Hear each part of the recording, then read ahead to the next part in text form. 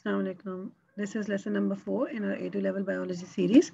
And today we are going to discuss about homeostasis in plants. So these are the learning objectives as per CIE syllabus. You have to explain that stomata have daily rhythms of opening and closing and also respond to changes in environmental conditions to allow diffusion of carbon dioxide and regulate water loss by transpiration. You will also be describing the structure and function of guard cells and explain the mechanism by which they open and close the stomata.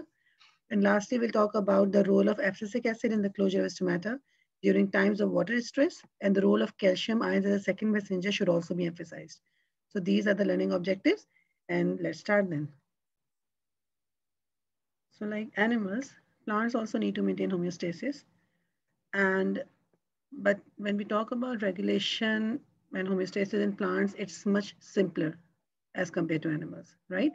In plants, homeostatic regulation is basically to maintain an adequate uptake of water and nutrients from the soil into the leaves, right? And secondly, it has to control stomatal opening, right? So that water loss is minimized and carbon dioxide is maximized, right? So these are the two homeostatic mechanisms that a plant is working for, right? So usually when plants respond to environmental conditions such as high temperature or salinity, they're actually trying to balance several conflicting demands, right? So this is what is plant regulation all about. Okay, so plants are fairly tolerant of changes in the solute concentration, right, of the extracellular fluid. So they're rather tolerant and more, provided that the solute concentration is hypotonic, right? It is hypotonic to the solute concentration inside the cells. So in this case, they would be rather tolerant, right? But if the extracellular fluid becomes hypertonic to the solute concentration of the cytoplasm, then what would happen? Water would actually diffuse out of the cytoplasm, right? And if water diffuses out of the cytoplasm, this will result in plasmolysis, right? And this will cause the cell to shrink, and potentially this will cause cell death, right? So this hypotonic situation is actually more dangerous in terms of plants. Okay, so here in diagram A, if you notice, the solute concentration in the cytoplasm is more, right? And the solution here is hypotonic outside, right? So in this case, water potential is, water will actually diffuse into the cell, right? So this is one condition. So water will move from from higher concentration to lower concentration. But in this case, if you look at diagram B, there is more solute outside. So this solution here is now hypertonic, right? So water concentration is less as compared to the cell. So water will actually come out of the cell. This will cause the cell to shrink. So you can look at the size difference as well. Okay, this can eventually lead to plasmolysis, right? So when we talk about vascular plants, the rate of movement of water, carbon dioxide, and oxygen, and this exchange between atmosphere and the internal spaces is basically regulated by the degree of opening of stomata, right? So this is actually what is maintaining the balance here. Stomata. So this is a diagrammatic view. Mostly stomata are generally abundant on the surfaces of the leaves, right? But they are mostly common on the underside here. So here you can see, here they have shown you two guard cells and stomata in between. So stomata is actually the hole, the aperture that is between the two guard cells, right? So stomatal pores in the epidermis are bounded by two highly specialized guard cells. So here also you can see, this is one guard cell here. This is another guard cell and stomata is between them, right? So this is the opening that actually maintains the exchange of carbon dioxide, oxygen, and water. And you can see one over here, right? So they're present on the surfaces, but they're more abundant on the here on the underside, right? So this is another enlarged view. So you can see cuticle, the upper epidermis, and the palisade cells. Then the bundle sheet, xylem phloem. Then comes the lower epidermis.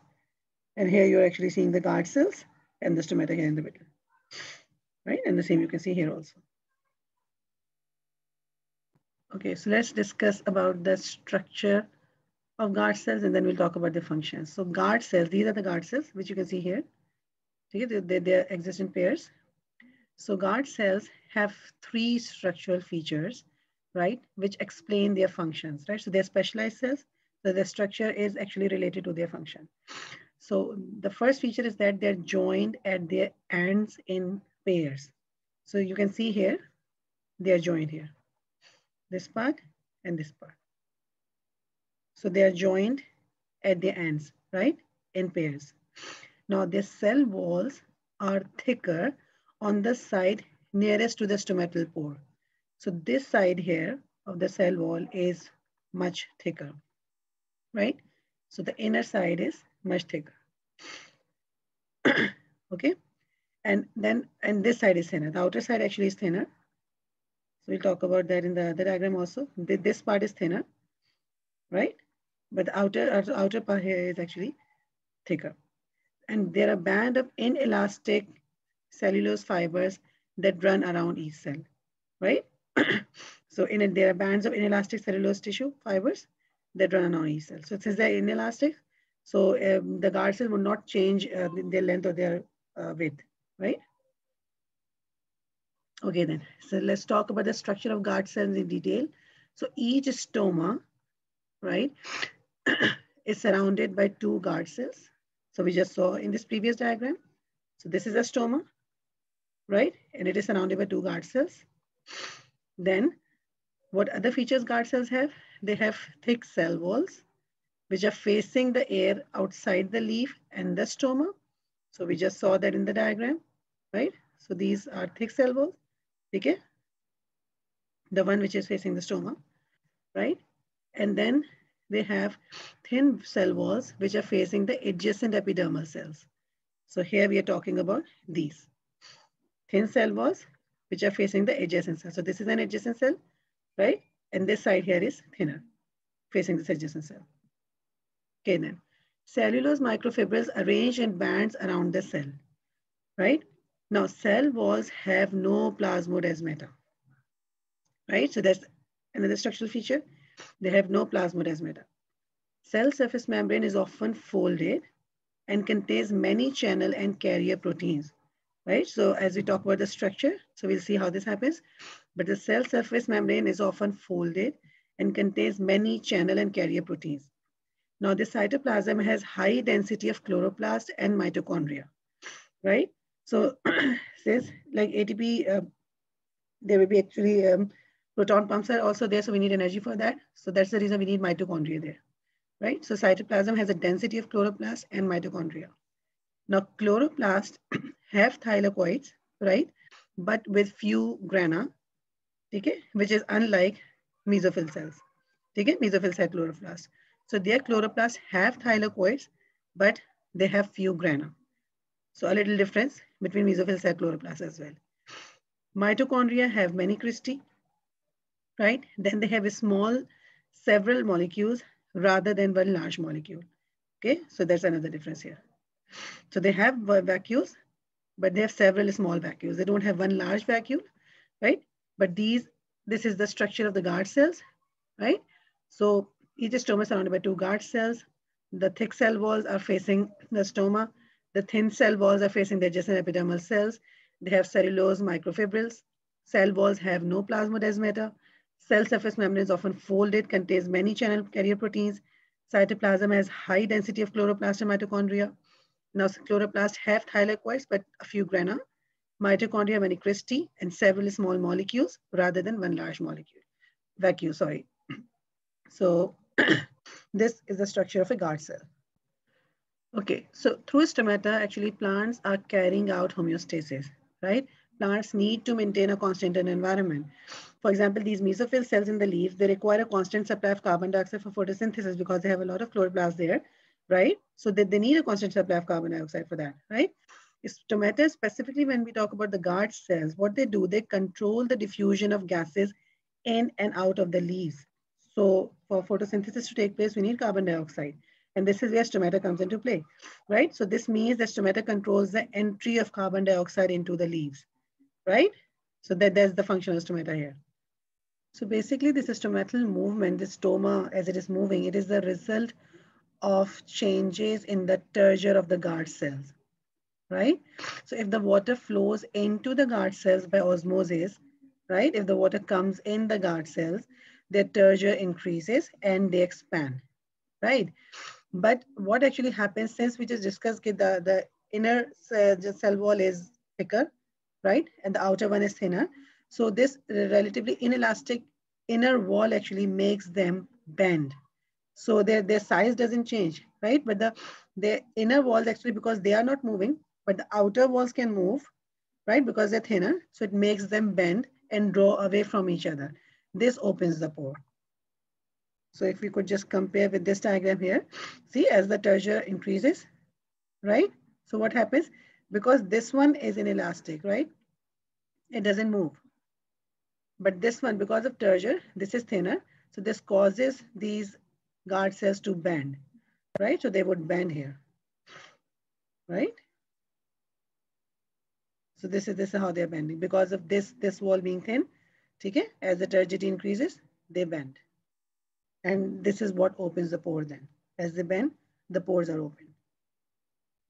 So as the stomal aperture opens and closes, this balances the need for carbon dioxide uptake by diffusion, right? As well as the need to minimize water loss by transpiration, right? So through the opening and closing of a stoma, this is what's happening. Okay, so these are the environmental stimuli that cause the stomata to open or which cause the stomata to close. So the ones which actually cause the stomata to open are increasing light intensity, right? Because for photosynthesis to occur, we need light, right? So, and then the stoma will open, they will allow the carbon dioxide to get in for the purpose of process of photosynthesis to take place. And then the second condition in which the stoma would open is low carbon dioxide concentration in the air spaces within the leaf. So that's another reason. The cell wants more carbon dioxide for photosynthesis to occur. So these are two reasons which would cause the stoma to open. One is increasing light intensity. The second one is low carbon dioxide concentration in the air spaces within the leaf. While the environmental stimuli which cause the stomata to close are darkness, because definitely photosynthesis is not taking place in darkness, right? So stoma will remain closed. Now, when already there's high carbon dioxide concentration in the airspace within the leaf, so no need to open the stoma because the plant doesn't want any more carbon dioxide to get in, right? Low humidity, right? If there's no humidity, there is less water content outside. So plant wouldn't want the leaf which is inside it to leave actually, right? It wouldn't want the water to leave. So this is another condition in which the stoma will remain closed. High temperature, so obvious reason. And then comes the water stress, right? And so this can be a desert condition or when the supply of water from the roots is limited or there are high rates of transpiration. So these are the conditions in which the stoma will remain closed, right? So this is just a flowchart of what we just discussed a while back. That stoma will remain open in case of already there's more water, there is light, there is low carbon dioxide, so stoma will remain open or it will open, right? And what will happen because of the stoma being open? More carbon dioxide will get in definitely, but at the same time, water will also be lost, right? So if there's a benefit, there's a definitely a disadvantage as well. And if we talk about the stimulus in which the stoma actually remains closed, so that is if already there is low water, right? And the plant needs to conserve water, darkness, when already carbon dioxide is higher. Abscisic acid is a hormone that actually helps in stomach closure. So we'll talk about that in a while also. So all these will respond, the response would be the stoma will remain closed and the outcome will be, since the aperture is closed, so less carbon dioxide will go out, right? And benefit is definitely more water will be retained because of all this. So here again, the advantages and disadvantages of opening and closing of a stoma. So advantage kya hai ki if the stoma is open during the day, right?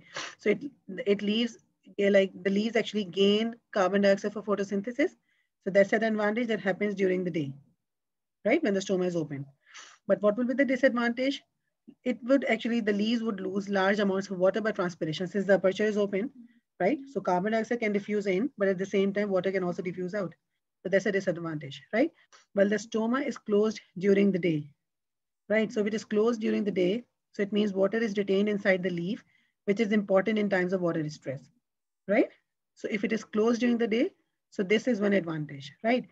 But supply of carbon dioxide decreases, so the rate of photosynthesis decreases, right? So it can also happen if it is closed during the day and the aperture is not open, and since the carbon dioxide is entering through the stoma, so supply of carbon dioxide will definitely be hindered, right? So this is one disadvantage.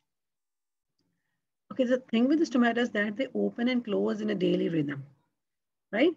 Even if you keep the plant in constant light or you keep the plant in constant darkness, The daily rhythm of opening and closing of stomata continues, right? So during the day, what would happen if the stomata is open? We just discussed it would maintain an inward diffusion of carbon dioxide because it's coming in, and outward diffusion of oxygen, right?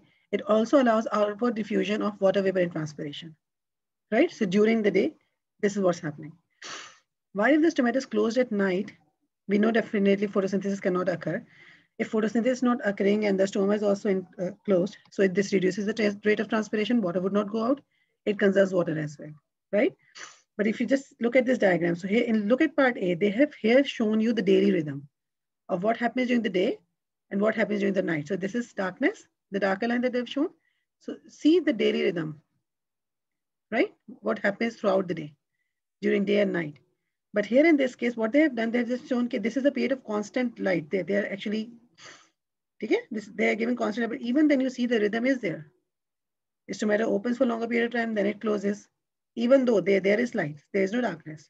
See, then it opens, closes. So the rhythm stays, but definitely the level has decreased because there's like lesser light, so lesser photosynthesis is taking place. But even then you can see that the rhythm is the same. And then you see this here, they have kept it for a longer period of darkness. The darker line that you see. But even then you see, even in the darker lines, the rhythm is there. It goes, it opens, it closes, right? And then again you see, it opens and closes. So rhythm stays there, right? It persists. Even if you keep it in constant light or even if you keep the plant in constant darkness. So the rhythm stays. So this is a picture from your book, a photomicrograph of two stomata and guard cells. So you can see this is one guard cell, this is another guard cell. So here the stoma is open, here it is closed, right? So you can see here the difference. Then you can see chloroplast here as well, right? Okay, so let's watch a video about the structure and working of stomata, and then we'll continue after that. Structure and working of stomata. In plants, most photosynthesis takes place in the leaf.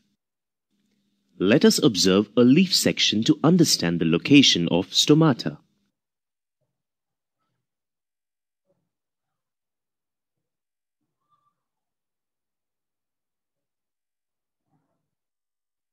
The outermost layer is the waxy cuticle.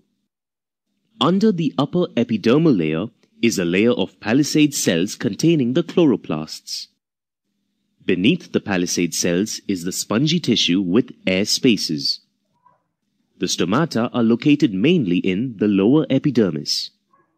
Stomata are nothing but minute pores in the lower epidermis of a leaf.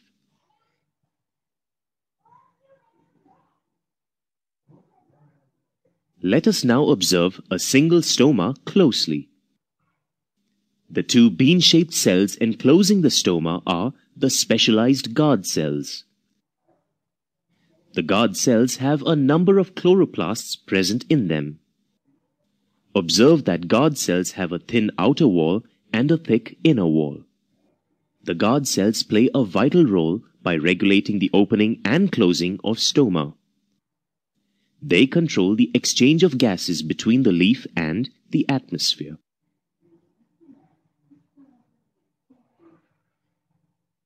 Air containing carbon dioxide and oxygen enters the plant through these openings, where it gets used in photosynthesis and respiration respectively. During the day, the stomatal pores are open and gaseous carbon dioxide enters the leaves. Waste oxygen produced by photosynthesis in the cells of the leaf interior exits through these same openings. Also, water vapor is released into the atmosphere through these pores in a process called transpiration.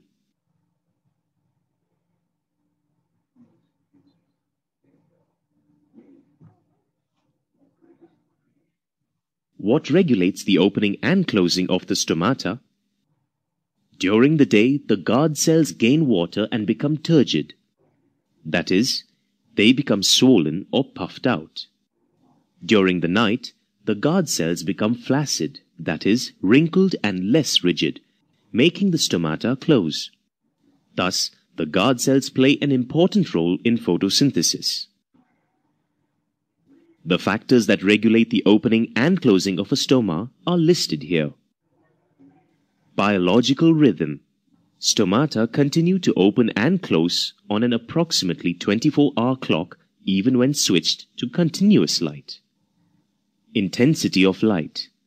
Light causes stomata to open. The minimum light level for opening of stomata in most plants is 1 by 1000 to 1 by 30 of full sunlight, just enough to cause some net photosynthesis. Concentration of carbon dioxide. Low concentrations of carbon dioxide cause stomata to open. High carbon dioxide content causes stomata to close. If carbon dioxide-free air is blown across in darkness, stomata open. Water balance or humidity. Wilting plants close their stomata.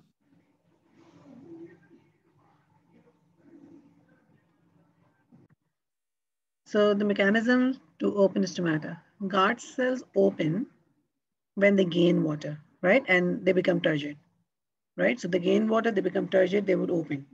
And water actually enters the guard cells through osmosis, right?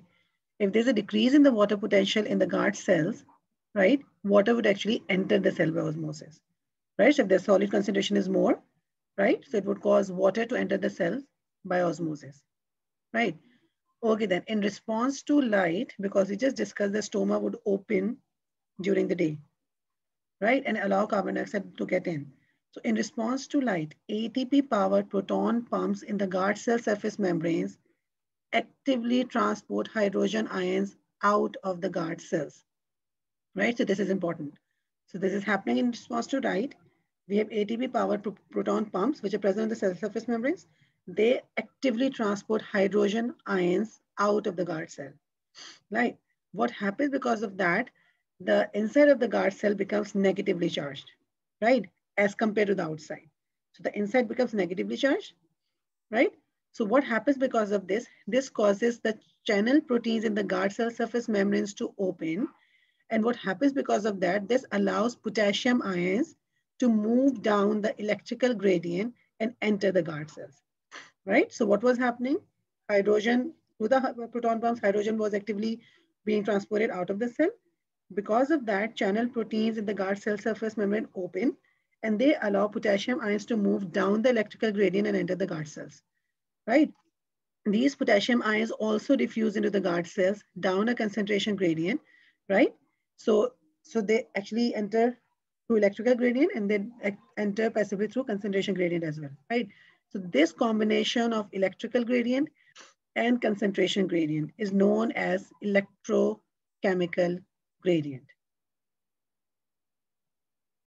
Okay then.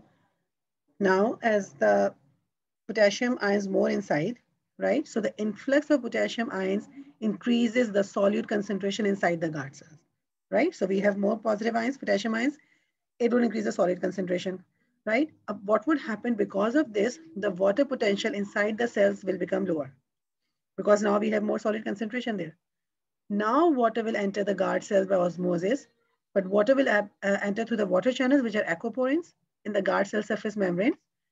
So most of the water actually then enters the vacuoles, right? And then it causes them to increase in size, right? So what is happening? Hydrogen was being actively transported out. This caused the channels in the cell surface membrane to open, which allow potassium to come in, right? Potassium was also coming in passively. This influx of potassium lowers the water potential inside the cell, and this causes the water to enter through aquaporins in the cell through osmosis, right? Then most of the water enters the vacuoles. It causes them to increase in size. So because of all this, the turgor pressure of the guard cell increases. As the turgor pressure increases, what would happen? This would cause the stoma to open, right? So we discussed that the inner cell lining is thick, cell wall. It would not stretch, right? So the bands of cellulose microfibrils only allow the guard cells to increase in length, not in diameter, right? So the outer thinner wall will actually stretch. So the thin outer walls of the guard cell bend more easily than the thick inner walls. This causes the guard cells to become curved, hence opening up the stoma. So here you may see, right? These are chloroplast. There are vacuoles here as well, right? So what you notice here, that actually water is entering in. So this increases the size of the vacuoles. Cell become turgid, right? And it bends. The guard cells, they bend, right? And if you look at this diagram here, right? Look at the size of the vacuoles also. Okay, if the solid concentration is more, there's hypertonic outside. So water would actually leave because there's low water potential here right now. So water will leave the cell and this would cause plasmolysis as well. So here you can see. Okay, so we just discussed about the mechanism to open the stomata. Now we'll talk about the mechanism to close the stomata, right? When certain external stimuli are detected, right? So this leads to the closing of stomata as well, right? So when the stomata gets closed, the proton pumps in the guard cell would stop actively transporting hydrogen out of the guard cells because this is what was happening in the presence of light, right? But if it's dark now, there's no light. So these proton pumps, right, they would stop this active transport of hydrogen ions out of the guard cell. Since hydrogen is not going out, right, what would happen? The potassium ions would leave the guard cells now, right? Because they were entering because of active transport of hydrogen. Now these potassium will leave the guard cell. What has now happened? The water potential gradient is now reversed. And since the potassium is also going out, the water leaves the guard cells by osmosis, right? So just have a look at this diagram here, right? As potassium leaves, water also leaves, right? And this causes the guard cells to become flaccid, closing the stoma. So you can just see the difference here in this diagram, and then look at the difference here in this diagram. So this is a picture from your book, but just to recap, what happens, these ATP powered proton pumps are there in the cell wall, which you can see, right? So they actively transport hydrogen out of the cell, right? What happens because of the low hydrogen concentration here now and the negative charge build up, this causes the cell, right? So this causes the potassium pumps to open actually. So potassium channels open, then potassium diffuses in, right? So potassium diffuses in down in electrochemical gradient. What happens because of high potassium here now, the water potential of water will become low, right? As the water potential becomes low, what would happen? Water moves in through osmosis because water is more here now outside, right? So water moves in through osmosis, right? Down the water potential gradient. So you can see. And then the entry of water increases the volume of the guard cells. So they expand. So if this process keeps on happening, right? So water will keep on enter. So this will cause the guard cells to expand. So we know that the inner wall will expand more as compared to the inner one. So the outer one would expand more as compared to the inner one, right? And the cells would curve apart. So all this will cause the stoma to open, right? Okay, now let's talk about the role of abscisic acid, also known as ABA, in stomatal closure, right? So this abscisic acid or ABA is also known as a stress hormone, right? So during times of water stress, this hormone, abscisic acid or ABA, it is produced by the plants to stimulate the closing of their stomata. So obvious to the name as well. If there is water stress, definitely the plant would want to conserve water. So this is where this hormone plays a role, right? So the conditions which can cause water stress are very high temperature, right? Or reduced water supplies. Okay, then since it's a hormone, it needs a receptor. So guard cells have ABA receptors on their cell surface membranes, right? So these hormones will actually bind with the receptors. As they bind with the receptors, what happens?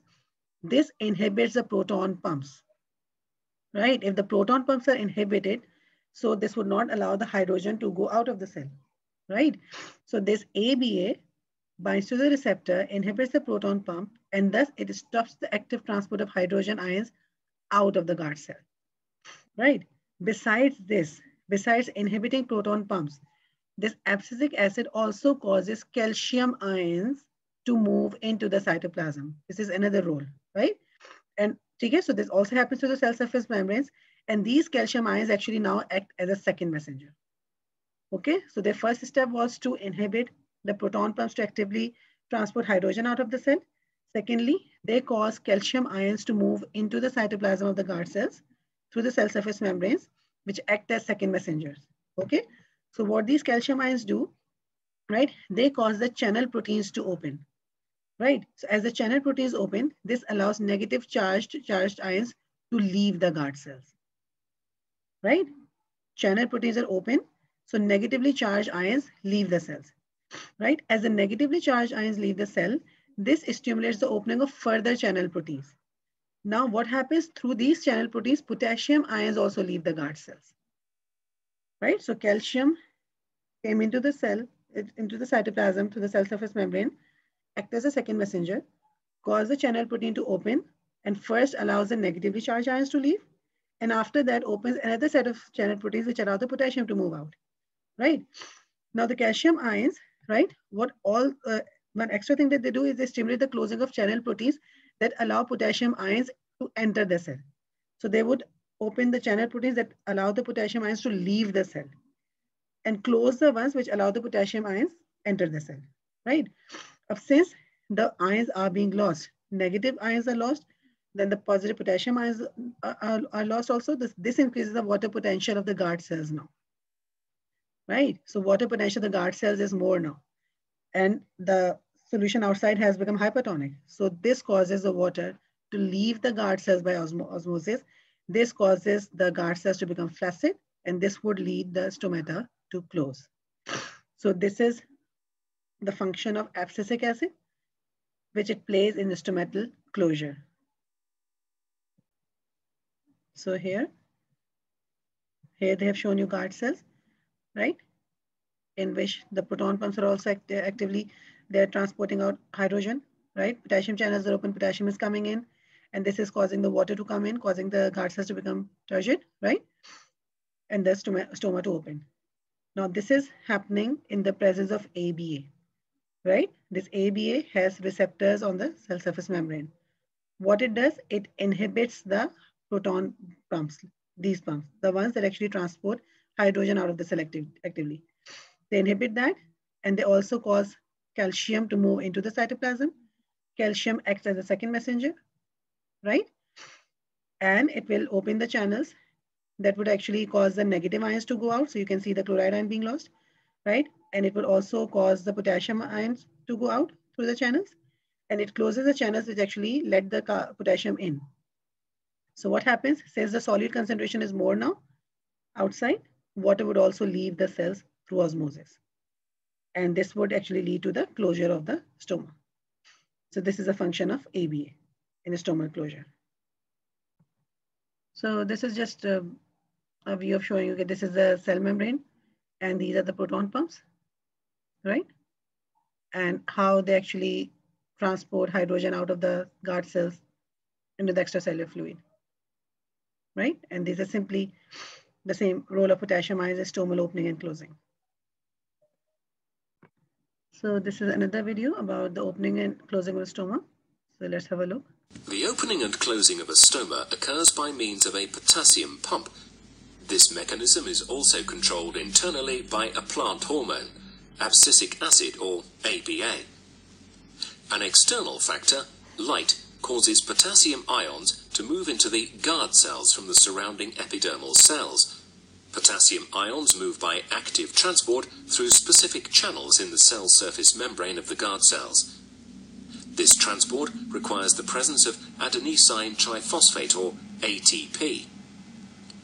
The increase in the concentration of potassium ions in the guard cells causes the transformation of starch into malate in the cytoplasm and a decrease in the water potential in the cells. As a result, water enters the guard cells from the surrounding epidermal cells by osmosis. This brings about a change in the shape of the guard cells and the stoma opens. In the late afternoon, when the potassium ions leave the guard cells, the malate in the cytoplasm changes back into starch, and the water potential in the guard cells increases. Water leaves the guard cells, their turgidity decreases, and the stoma closes. Okay, so this question is from your book. They're saying abscisic acid ABA is a weak acid and its structure can be represented as ABAH, right? Since it's a weak acid, it dissociates into positively charged H ions, protons, and negatively charged ABA ions as shown. So they have shown you an equation as well, right? So the following observations have been made by the scientist. So this is the first observation. Light stimulates the proton or hydrogen ion uptake into the grana of the chloroplast, right? So we know that there are chloroplasts there in the guard cell. So if you see here, so this is what they're saying, okay, light stimulates proton uptake, right? So we just discussed that ABAH, it dissociates into hydrogen ions and AB negative ions. So light causes this grana to uptake hydrogen, right? Okay, and what else happens is that ABH can diffuse into and out of the chloroplast, but AB, a negative ion, cannot, right? So if it's in its normal acidic form, it can diffuse into and out of the chloroplast. You can see in this form, it can enter and leave the cell. It can diffuse in and out. But if it is in the form of anion, in this form, it cannot enter, right? And this information is summarized in the diagram below. So you can see here, see as light, what is light stimulating? Light is causing this grana to take up this hydrogen here, right? This is a stroma. So the first part of the question says, using all the information provided, predict what happens to the pH of the stroma in the light. So now compare. This hydrogen is being taken up by the granum, right? So what do you think will be the pH of the stroma, right? It entered as a whole, but then it dissociates and hydrogen goes here in the granum, right? So what would happen to the stroma, to the pH, right? So if you compare these two, the pH of the stroma would actually increase, right? The pH of the stroma would actually increase, right? Because if you compare the stroma and then the granum, so pH here would increase. Okay, so they ask us to predict. Okay, part 2, they're saying when light shines on the chloroplast, right? When light shines on the chloroplast, right? Dissociation of ABH is stimulated, right? So when there is light, dissociation of ABH is stimulated. And now they're asking, explain why this happens. So this question is of 2 marks. So when light shines, ABH is dissociated. Explain why this happens. Okay, so what would happen? This would actually cause the proton here in the stroma to decrease because it is entering here in the granum, right? Because they're saying as light shines on the chloroplast, this dissociation is stimulated, right? So this leads to concentration of this here proton in the stroma to decrease as it enters the grana, and it shifts the equilibrium to the right. This is what it does. It shifts the equilibrium to the right. So for 2 marks. Then they're asking, explain the effects that this will have on the diffusion of ABH into or out of the chloroplast. Okay? The effect that this will have on diffusion of ABH, the entire abscisic acid, into or out of the chloroplast. So see, so as it said, ABH can diffuse into and out of the chloroplast, but ABA negative ion cannot. Since it is being dissociated here, right, and this H positive actually is entering the granum, so it will actually increase the diffusion of ABH, right? Because now concentration is less here in the cytoplasm, in the chloroplast here. So it would increase the concentration. This is what it would do, right? Okay, now it says when the mesophyll cells of the leaves become dehydrated, so we have less water now, some of the ABA stored in the chloroplast is released. So this abscisic acid, which is stored in the chloroplast, is released. into the transpiration stream in the apoplast, right? So as the mesophyll cells become dehydrated, some of this abscisic acid, okay, it is stored in the chloroplast, it is released in transpiration in the apoplast. So if you remember from a previous discussion, ABA actually what it does, it helps in closing the stoma, right? So now they're asking, ABA travels in the apoplast pathway, right? And apoplast is through the cell wall to the guard cells. Explain why this is an advantage when the leaf is dehydrated, right? So this ABA is traveling in the apoplast pathway, and explain why this is an advantage when the leaf is dehydrated. Yeah. So since the leaf is already dehydrated, right? So what advantage will this ABA have? So see, it since it will cause the stoma to close, it will actually help in conserving water. So that is the advantage when the leaf is dehydrated, right? For 2 marks. So this question is from your book, right? And let me show you the answer key also. So here's the answer key. And this is just to show you different pathways. So the one in orange that you see here, this one is the apoplastic pathway, right? So it happens through the cell wall. And the other one is the symplastic pathway, which is happening through the cytoplasm. Just to give you an idea, I've already done this in AS, but just to recall, right? Because this ABA travels through the apoplastic pathway, through the cell wall, right? So I hope you've got the concept here, and we are done with the chapter. So inshallah, hopefully, you've understood the basic topics of homeostasis. And inshallah, in the next lesson, we'll start with the new chapter. Thank you.